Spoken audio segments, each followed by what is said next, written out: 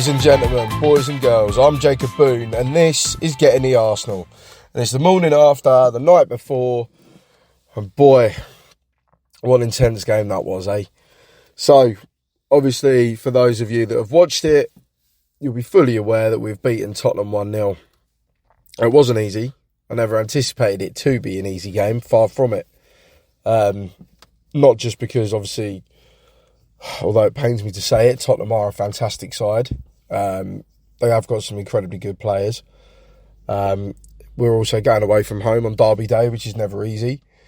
But not only that, you've also got the fact that we were missing two of our probably most important players, maybe. If not, they're up there in the form of Rice and Odegaard. So straight away, I felt like we was kind of at an uphill battle. I did anticipate the changes that were made in the sense of it'd be obviously Jorginho and Partey in midfield. However, I did think he'd drop Havertz back in as the 10 and maybe play Gabriel Jesus up front. However, he went with sticking to Havertz up top, which fair play to him. Havertz didn't do bad, and he does give us more of an outlet than what maybe Gabby would have given us. However, with obviously Jesus, you've got the threat in behind as well, which could have been more beneficial because, again, Tottenham played with such a high line. The balls in behind were always on. And we did get in behind a couple of times. And again, like I predicted, that Van der Ven, his pace is it's electric, He was able to break up a few challenges. Now, for me, because Tottenham did compact that midfield so much, I almost think it kind of helped Partey and Jorginho in the sense that the game was so condensed in the middle of the park. They never really got exposed. So, there was never really a point where Tottenham broke with any sort of real ferocity and left our midfield too stretched, which I'm surprised at, to be honest. If I'd have looked at our midfield yesterday, I'd have been looking to open up the game as much as possible and give Jorginho and Partey the run around. Trossard playing in at number 10 didn't do too bad. He had a few moments, but yeah, it's only a quick fix, luckily, in the respect that obviously Rice will be back in. You could possibly see Trossard playing again in there. I didn't think Martinelli had a bad game yesterday. Obviously, he's come in, started back on the left-hand side with Trossard moving into 10. Now, Martinelli, all right, he had the opportunity where he's got down the left-hand side, he's cut in and he's shot. It was a decent-ish save from Vicario. It was a savable height, don't get me wrong. But I was screaming at him to roll it to Saka. In my eyes, if he rolls out to Saka, that's 1-0 early doors, But look, he had a good game all round, to be honest, Martinelli. His work rate was absolutely impeccable. And to be honest, that's where I think we did get the result. Our work rate yesterday was fantastic. Everybody was playing for everybody. It was a proper heart on your sleeve performance. I can't really dig anybody out for not trying and not putting in a shift. Which in derby days you have to. Don't get me wrong, you need to in every game. But when a game comes down to games like that are so tight and that can be won and lost on the finest of margins, you have got to be putting in some proper performances, I thought our defence yesterday were absolutely superb. They were fantastic all game, so solid. We did obviously have a bit of a moment where we were trying to play out from the back and White misplaces a rather careless pass, and luckily Tottenham failed to capitalise on that. Other than that, defensively, we were sound. Raya made, again, some fantastic saves. Defensively, just the tackles were flying in, I don't really think the commentary team that I was watching yesterday seemed to make this big deal about Solanke kind of winning these duels and all this, that and the other. Yeah, okay, he did. All right, Solanke put himself about. But what at the end of it, what did he actually do? He had that one looping header that almost dropped in, granted. But look, if I was a Tottenham fan and I'd shelled out 65 million for that, I would be screwing. Like, don't get me wrong, maybe he'll do what Havertz did and have a, you know what I mean, not quiet, but not really live up to his potential in the first few games. And then he'll get a goal and hit a bit of form. Fair play to him if he does. But I just think it was such a rash transfer, getting somebody like that had really one good season for Bournemouth. And before that, had kind of not really done a lot, you know. So, strange old acquisition, that. But yeah, and then, like I said, defensively, we were sound. Dealt with him, in my opinion. And then that now leads me on to this next point.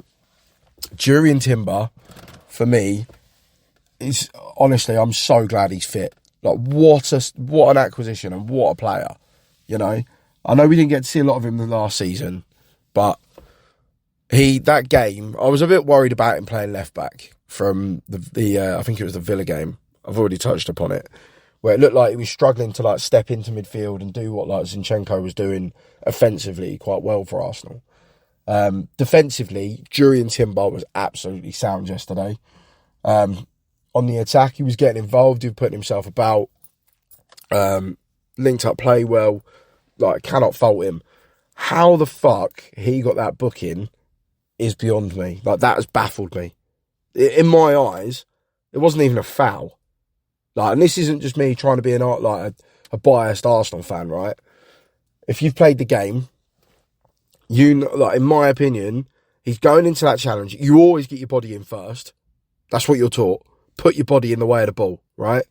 So that's what he's doing. The ball's there to be won. He gets to the ball first. He gets his body in the way of the man. And it almost looks like he's going to do like a pirouette turn, you know, like the Zidane turn, whatever you want to call it. However, he changes his mind because he knows his man's right up his arse and he's just going to do it and lose the ball. So in my eyes, he's not going in there to hurt matey. Far from it. He's getting involved. Like I said, he's getting his foot on the ball and his body on the ball. Everyone's like, oh yeah, well, the way he's got his body on his foot on the ball, it's not going to bounce back towards like the touchline or away from the ball. He knows what he's doing, blah, blah, blah. No, he's just playing the game the way the game should be played. And in my opinion, the game's gone too fucking soft. Granted, if he goes over the ball and he catches matey, yeah, it's reckless, it's dangerous, blah, blah, blah. But these are the fine margins that are in football. You know, so like I said, if he hurts matey, fair enough, booking, maybe even a red, depending on how high it is. I understand that. But to be saying that he got away with one, to me, is why now we're seeing so many yellow cards given, and now everyone's moaning about how many yellow cards are given. Well, you kind of got to say that maybe the referees or the fans or somebody's made the game go like this, whether it's an agenda. Like, people moaning about fouls constantly, and now that obviously the referees feel like they have to give them, I don't know. But in my eyes, we've almost created the game like this ourselves. And then you look at the commentary team yesterday, they're all banging on that it should have been a yellow, potentially a red, all this, that and the other. I didn't even see it as a foul. You know, he knows what he's doing. He's in control of his actions.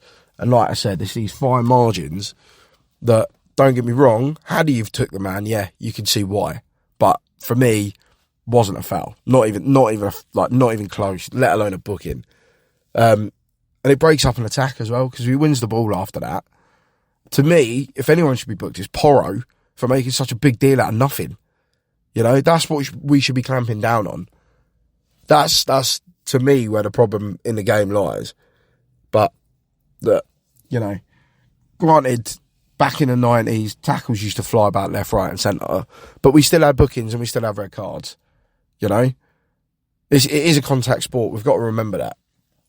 So, to me, we've just got to just chill out with the bookings. Let the game go a bit more, you know? And look, that's what VAR's meant to be for. VAR didn't get involved with it yesterday.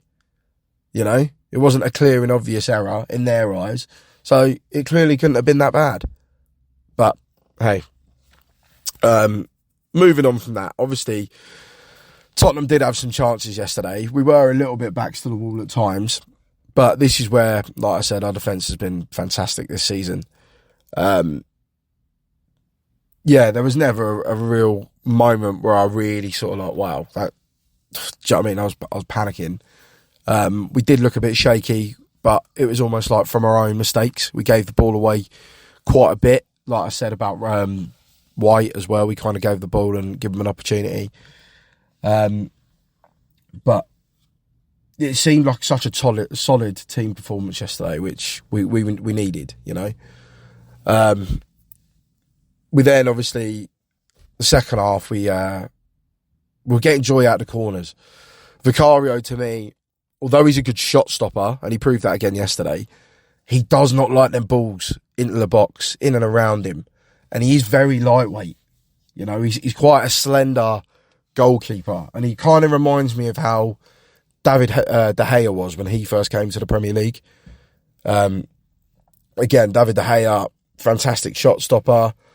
Similar to like Kepa Arrizabalaga as well when he first came. Great shot stopper, but weak. You know, didn't like them balls up in the air that he's going to have to come through a crowd of bodies and claim. And we were getting joy from it before the goal, obviously. Then Saka, for some reason, we had like 2 corners in a row. First one, keepers flapped at it. Gary Neville did touch on this as well in commentary. The second one, he tries playing it short. Like, at that point, I lost my head. We've got to get them balls into the box. If you've been able to, obviously, identify that the keeper's struggling under these high balls and we're so good in the air, get that ball in the box, you know? Lump it in there. There's nothing wrong with it. There is nothing wrong with it. Yeah, I want to see beautiful football and all this, that and the other, but get the ball in the mixer and see what happens. Because that's what we did for the goal. That is exactly what we did. The next corner we got, we floated it in there. We near enough floated it on his lap, you know? But by the time that Gabriel gets up for this header, and what a fucking header it is, by the way, he's nearly 4 yards from, like 4 or 5 yards from goal. Like, if that's me and I'm defending this corner, I'm looking around at my keeper and going, what more do we need to do? Because you should be coming here, we should have a big shout at keeper, and one of us should be getting clattered by you. You know, so for me, it was poor from Vicario. I'll be honest, I didn't get too excited when the goal went in. Because if you watch as he comes in, he does give a big 2-handed shove on the back of the defender. I can't remember who it is that's marking him, but he does give him a big shove. And the way the game's gone at the minute, I thought, right, VAR, they're going to give that as a foul. But what a fucking header. And look at what it meant to him. That to me is what our club is now. Is passion. Everybody knows what it means to play for the shirt. Everybody wants to win for the shirt. Everybody wants to win for the manager. And this does come down to Arteta and Edu. Everything that's going on behind the scenes. Before, to me, like, we've had players that are playing for themselves and their own profile, whereas now we've got a squad of players where they all know what it means. Look at everyone going over and celebrating with him as well. Everybody, like everyone was absolutely buzzing. And so they should be. Do you know what I mean? We've just gone 1-0 up in the North London derby, you know, at Tottenham. Fantastic. Obviously, Kulusevski had a great game. He almost scored right towards the end there. Son was busy. So, look, credit to Tottenham. They did give us a good game. I knew it was going to be a good game. I knew there was going to be tackles flying in.